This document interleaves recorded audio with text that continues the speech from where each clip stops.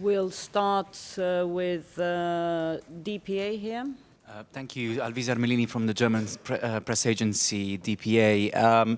Secretary General, on Libya, there were reports over the weekend that the ministerial meeting might consider ending the missions. Could you comment on this? Perhaps also say if not a complete end of mission, you might want to decide a significant reduction in the operations that you conduct in Libya. And on smart defense, can you maybe be more specific? Is there any concrete deliverables that you expect from the ministerial? For example, something on the AGS program, sort of a wider sharing of the costs of this program between the nations. Thank you. First, on the Libya operation, yes, we will discuss the Libya operation, but I don't expect any decision on the termination of the operation. I would say, we are pretty close to the end of this operation. But, as you know, we have decided to extend the operation by up to 90 days. However, we will review the operation on a regular basis, so we stand ready to terminate it as soon as the situation allows. On the one hand, we have declared that we are ready to continue our operation as long as it takes to make sure that we fully implement the United Nations mandate to protect the civilian population against any attack. And there are still attacks against the civilian population. This is a reason why we continue our operation. But on the other hand, we will not continue for one single day more than necessary. So we stand ready to terminate the operation as soon as the situation allows. But I wouldn't expect that decision to be taken during the defense ministers' meeting. We will make that decision based on a comprehensive military assessment and in close coordination with the United Nations and the new authorities in Libya. As far as smart defense is concerned, at the defense ministers' meeting, we will discuss a report from our Allied Command transformation. A task force has prepared a report with a number of concrete proposals as to how allies can cooperate on acquiring military capabilities as well as conducting, running operations like training, logistics, maintenance of military equipment. We will discuss a range of very concrete proposals and decide to continue that work with a view to the upcoming Defense Ministerial in February and later the summit in May. So we will not make concrete decisions on concrete projects at this meeting, but we will ensure that work can continue with a view to the summit in May. AP. Secretary General, over the past couple of days, there's been a spat between Afghanistan and Pakistan over the role of the Haqqani network in the attack on former President Rabbani. Does NATO have any information about who actually killed Rabbani? No, we don't have any information. But let me stress that it's obvious that the Haqqani network constitutes a threat both to the Afghan people and to our troops in Afghanistan. We encourage the Pakistani government and the Pakistani military to deal with the safe havens in the border region, because it's obvious that there is a cross-border traffic that makes it possible for the Haqqani network and probably also other terrorist networks to operate in Afghanistan, constituting a clear threat to our troops and to the Afghan people, and then go back to safe havens in Pakistan. It is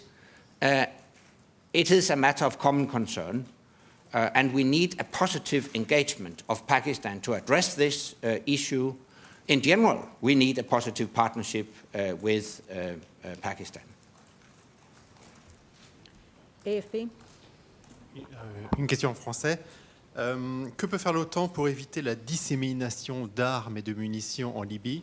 Et est-ce que vous confirmez des chiffres faisant état de plus de 10 000 missiles solaires qui auraient été perdus en Libye? Je ne fais pas de commentaires sur des questions de renseignement particulières. Mais en règle générale, toute arme qui se retrouve entre les mains de personnes mal intentionnées constitue un problème. C'est évident.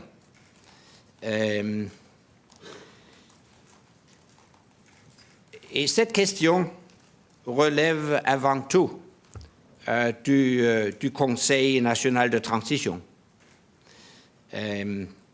Comme l'indique clairement la résolution 2009 du Conseil de sécurité de l'ONU, le Conseil national de transition doit s'assurer que les armes sont sécurisées, contrôlées ou détruites de manière appropriée. Et il devrait s'efforcer de rouvrir le pays aux inspecteurs du régime de vérification internationale pour contribuer à cet effort. Comme vous le savez, le mandat de l'OTAN est de protéger la population civile libyenne, mais les alliés sont en contact avec le Conseil national de transition pour traiter cette question et ils suivent de près l'évolution de la situation. Reuters. Yes, David Brunstrom from Reuters. Secretary General, I was wondering if you could comment about the current debate in the United States about budgets and the need to trim spending, which has raised the possibility, at least, of perhaps significant reductions in US force levels in Europe in the future. Is that something that is going to be discussed this week at all, and how much of a concern is it to you? Specifically, you mentioned missile defense. One of the areas which people who want to see cuts have been looking at is missile defense, and the other is the tactical nuclear weapons in Europe and the whole programs to refurbish those. How much of a concern is this debate for NATO, and what are the consequences if there should be significant reductions in troop levels? First of all, let me stress that the US commitment to European and North Atlantic security remains as strong as ever. And long ago, the US announced its plans for future troop presence in Europe, plans that were welcomed by allies. And in fact, I consider the decision to develop a NATO-based missile defense system a clear testament to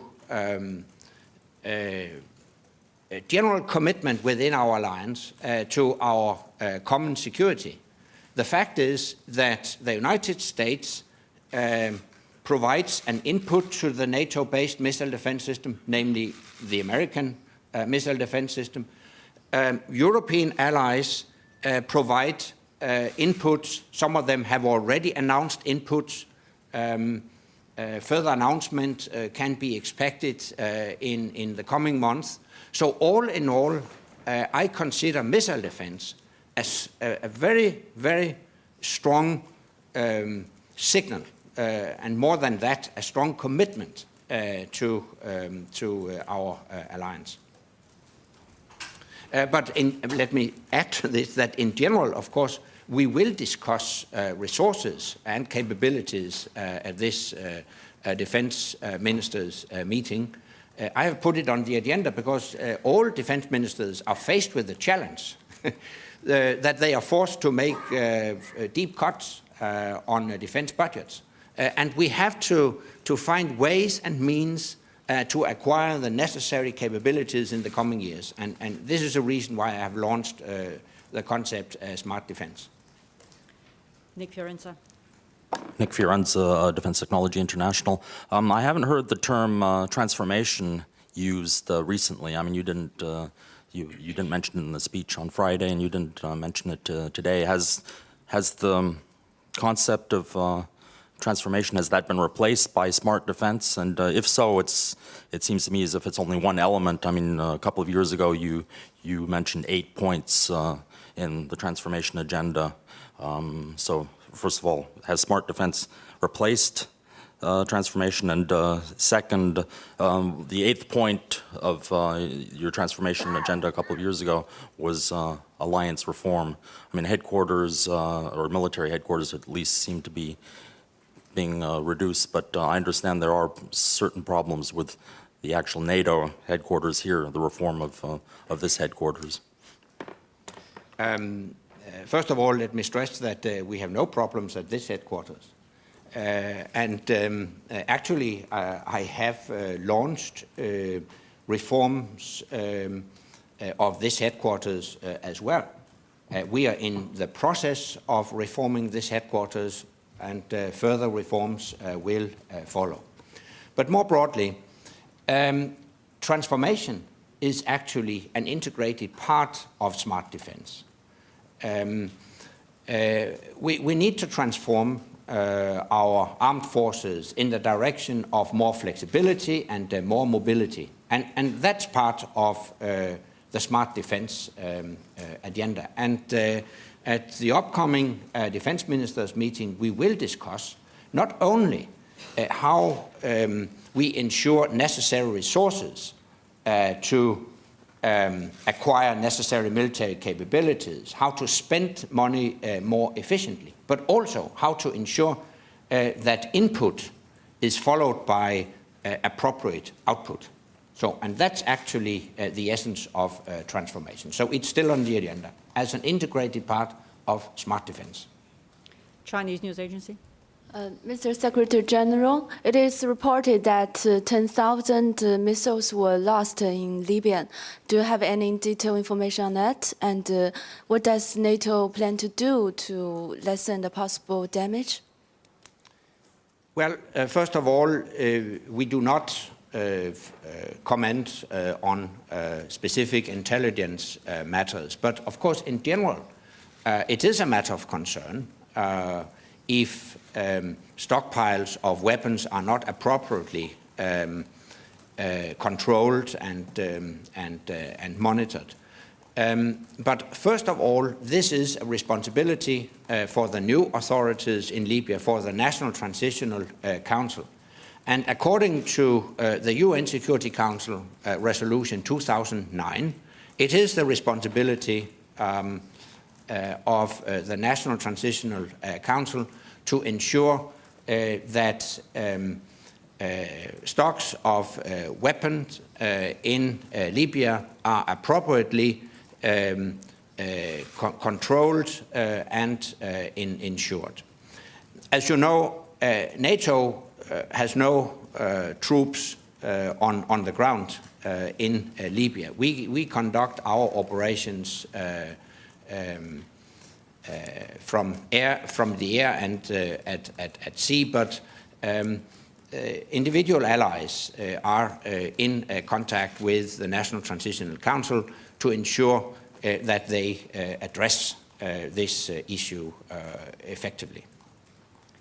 Beta News Agency from Serbia. Yes, Dragan Blagovic, Serbian Beta News Agency on Kosovo, if I may, Secretary General. First question, you said that NATO KFOR will use always minimum force, but also the right to self-defense. President of Serbia, Tadic, stated that he talked to you, he asked a special investigation on the violence on the crossings on northern Kosovo, invoking the fact that in Kosovska Mitrovica hospital, live ammunition was extracted from the wounded Serbs who were shot by KFOR. So is it also that self-defense needed, that was needed really, to shoot with the live ammunition, live bullets, not only rubber bullets? And the second question, do you think that KFOR can, would continue to be some kind of de facto police on the border? Because now on the crossings, the situation is tense, is not is bad, but not, there is no more violence. Normally that must be the role of police, EULEX or Kosovo police. Thank you. Yeah, first of all, KFOR troops acted clearly in self-defense. I have received detailed information and I have full confidence in our commanders, our troops, and the way they have acted. In general, I think they have really done a lot during recent months to calm down the situation and keeping a status neutral and impartial way of handling the situation. And I would like to stress that it is important for us that we are there to protect all people in Kosovo.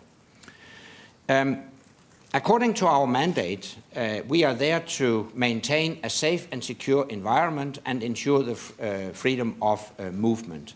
In that respect, we assist EULEX. And we have an agreement that the point of departure is that KFOR is only what we call third responder. First responder is Kosovo police. Second responder, EULEX, and KFOR acts as, so to speak, a backup as the third responder. During a crisis like the one we have seen, KFOR, it has been necessary for KFOR to take action and actually act as a first responder.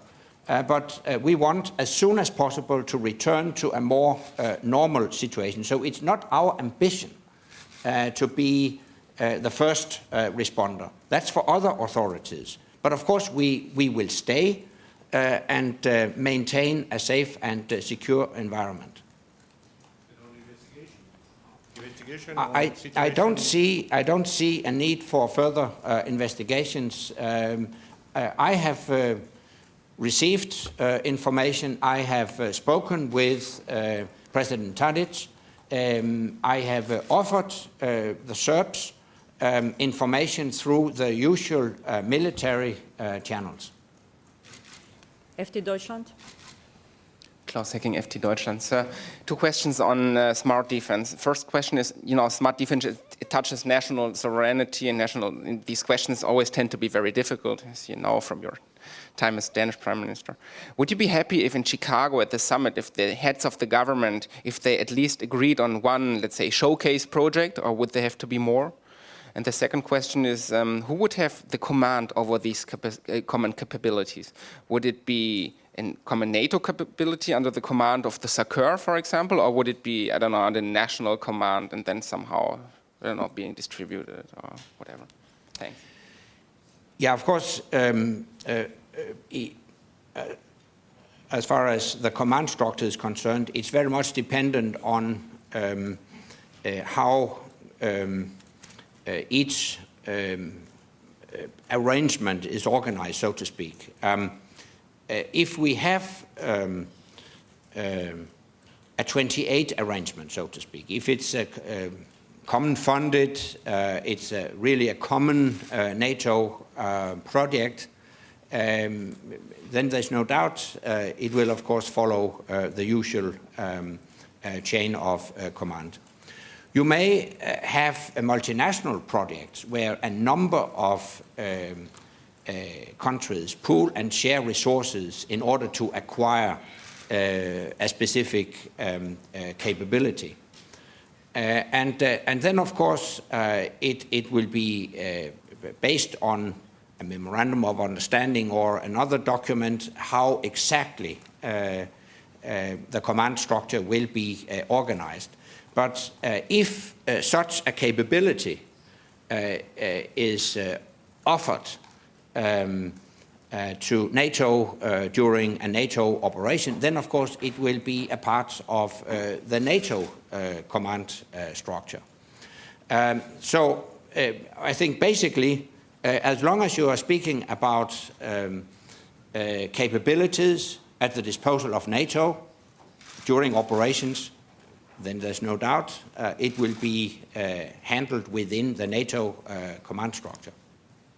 As far as your first question is concerned, yes, you're right that if we embark on specialization, where not all allies necessarily have all capabilities at their disposal, then it may touch upon the question of national, maybe not national sovereignty, but at least it raises a number of questions.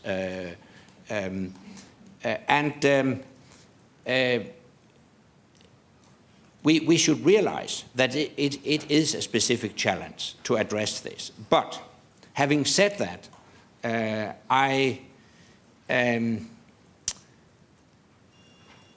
think the economic realities will move this agenda forward, because in the future it will simply not be possible from an economic point of view for all allies to have all military assets at their disposal. The only way forward is to cooperate and specialize. It's not a handover of sovereignty. Let me stress that when it comes to defense and security policy, I think nations will safeguard their national sovereignty for many good reasons. But it is about cooperation, it's about helping each other, and I think that should be possible within an alliance of friends, that we can help each other without considering it giving up national sovereignty. So a symbolic gesture such as if the heads of government said at Chicago, okay, we will agree at least to build up one common capability, might it be, I don't know, drones or whatever, that would make you happy already, because that would be a start. Yeah, but actually, we are preparing a package of concrete proposals. I don't know yet whether we can reach an agreement, but that's at least the process we have initiated. The first start has been a report from our Allied Command Transformation. As I mentioned, a task force has elaborated a report with a number of very concrete proposals. Building on that, we will try to identify further projects that could be elements in a comprehensive package to be endorsed at the NATO summit in Chicago. And to further facilitate that process, I have asked the Allied Commander Transformation, General Abrial, the French General Abrial, together with our Deputy Secretary General Bisonniero, act as special envoys. They will engage with capitals in allied nations from now until the NATO summit in Chicago. Discuss with our allies how we can develop such multinational projects. So I will not hide the fact that it is a challenging mission. But personally, I do believe that it is the only way forward if we are to acquire the necessary capabilities in the future, not only during a period of economic austerity, but also taking into account that there is a clear tendency that prices of, in particular, sophisticated military equipment rise more rapidly than inflation and our GDP. So taking all that into consideration, we have to find new ways and means to acquire, in particular, expensive military equipment in the coming years. One final question to Marisa, because from ANSA.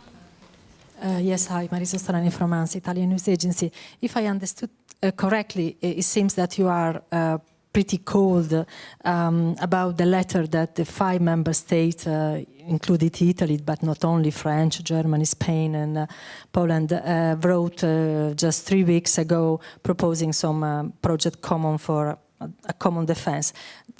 That is true. This is my feeling that you are opposed to this initiative, and can you explain why exactly? What is the main reason that you are not so at ease about this project? Thanks. First of all, let me stress that I'm not going to interfere whatsoever with EU business. It's for the EU to make such decisions. But I have been asked whether I think we need new headquarters in Europe. And I don't think it can be a big surprise that, taking into account that we are reforming NATO with the aim to reduce headquarters, to reduce the number of headquarters, to reduce the number of posts within headquarters, that my answer when I'm asked is that I don't think we need more headquarters. And then I have added, I think we need more hardware. And that's exactly my point, speaking about smart defense, that we need to find ways and means to use our scarce resources better in the coming years, to acquire necessary military capabilities. And on a final note, our mission our operation in Libya has been a great, great success. But it has also revealed that we need some critical military capabilities, in particular the European allies, when it comes to intelligence, surveillance, reconnaissance, air-to-air refueling. It's not a secret. It's obvious. Still, it was, and it is, a great success, but it has also been a lesson learned on the capability side. So in the coming years, we have to focus investments on acquiring these necessary assets. And it is in that context that I stated that I think it's more necessary to spend scarce resources on acquiring these assets than building new headquarters and new bureaucracies. Thank you. Thank you very much. Hope to see you all on Wednesday at the Defence Ministers meeting. Thank you.